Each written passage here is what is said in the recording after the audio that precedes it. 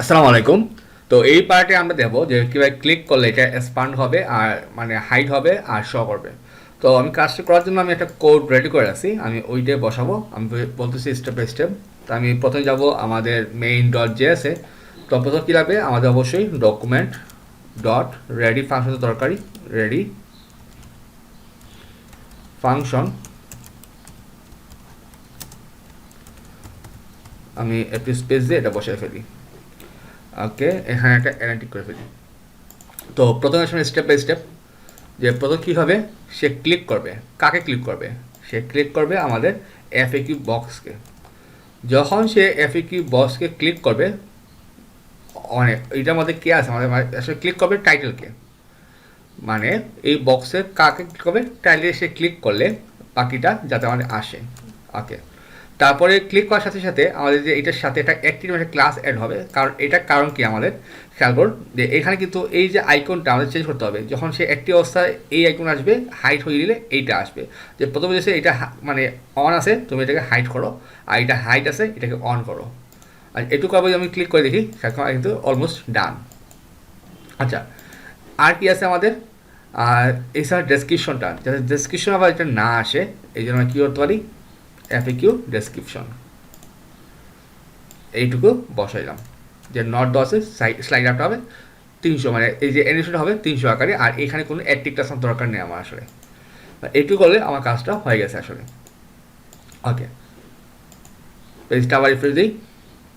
তো by default আমরা একবার মানে ডেসক্রিপশন দেখাবো না, তাহলে আমরা কী করবো, ডেসক্রিপশনকে দিব ডিসপ্লে নান।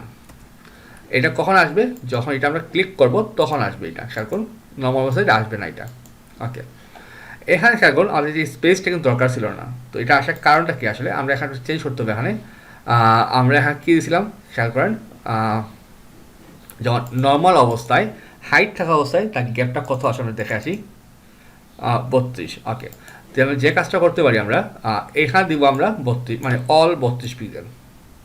ওকে, শুধু টাইটেল থাকলে।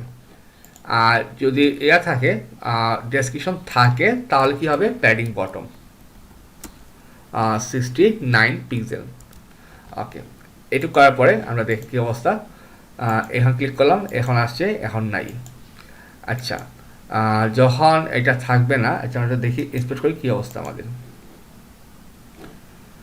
এখানে একটা পি আছে, এখানে আমাদের প্যাডিং বক্স আছে।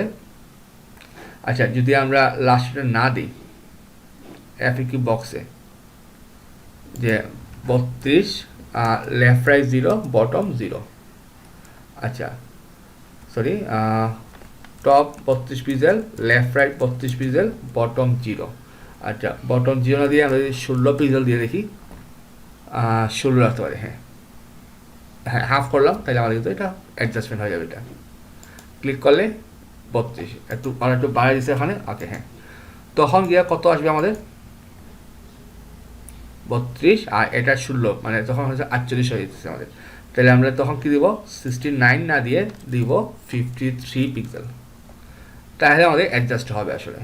তাহলে আমরা যে কাজটা করতে পারি, এখানে দিব আমরা 16, এখানে অ্যাডজাস্ট করলাম 53 পিক্সেল। আর টাইটেলে আমরা দিলাম কত ছিল আমাদের, সরি বক্সে 32 pixel top, left right 32 pixel, bottom 16 pixel. হ্যাঁ, এখন আমাদের অ্যাডজাস্টমেন্টটা হয়েছে আমাদের। ওকে, এখন আমাদের অ্যারোটা চেঞ্জ করার পালা। তাহলে একটু ক্লিক করি, তো কী আছে থাকুন আমাদের এখানে H4 আফটার থেকে এটা আসতেছে। আর H4 এ একটা ক্লাস অ্যাড হবে অ্যাক্টিভ। আপনি যদি এইটাই ক্লিক করেন তাহলে এখানে একটা ক্লাস হবে অ্যাক্টিভ ক্লাস। এখন এই যে ক্লাসটা অ্যাক্টিভ চলে আসছে এটা। ওকে, তো যখন সে অন থাকবে, মানে বাই ডিফল্ট এইটা থাকবে নিচের দিকে, আর ক্লিক করলে উপরের দিকে। তাইলে আমরা আইকনটা চেঞ্জ করতে হবে। তাইলে আমরা প্রথম অবস্থায় রাখবো, আমি যদি রিফ্রেশ দিই পেজটা, এই অবস্থায় থাকবে ডাউন আইকন। তো ডাউন কোনটা আছে আমাদের, ডাউনটা হচ্ছে এইটা, তার কোডটা কোনটা, 107। ওকে, তাহলে আমরা এখন বসাবো 107, হয়ে গেল। যখন সে ক্লিক করবে তখন আইকনটা চেঞ্জ হবে, উপর দিকে যাবে। তাহলে আমরা কী করতে পারি, এইখানে নিচে কী করলাম, অ্যান্ড ডট অ্যাক্টিভ ক্লাস যখন যুক্ত হবে তখন কি হবে আমাদের, যে অ্যান্ড কোলন আফটার। আমরা জাস্ট এটাকে রিভার্স করতে পারি, ট্রান্সফর্ম ট্রান্সলেট রোটেট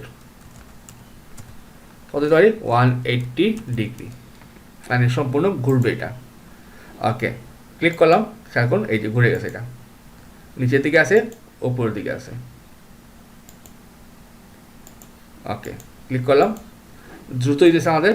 তাহলে আমরা এখানে একটা ট্রানজিশন দিয়ে দিই 0.3s, ক্লিক করলাম, সরি, এই যে আমাদের সুন্দর একটা অ্যানিমেশন হয়ে গেল এটা। তাহলে আমাদের FAQ পার্টটাও সুন্দরভাবে হয়ে গেলো, কোনো প্লাগইন সাহায্য ছাড়াই আমরা ইজিলি করে ফেললাম। তো এই ছিল আজকের পার্টটা, আর আমরা নেক্সট ক্লাসে আমাদের পরবর্তী পার্টটা করে ফেলবো। তো সবাই ভালো থাকবেন, আসসালামু আলাইকুম।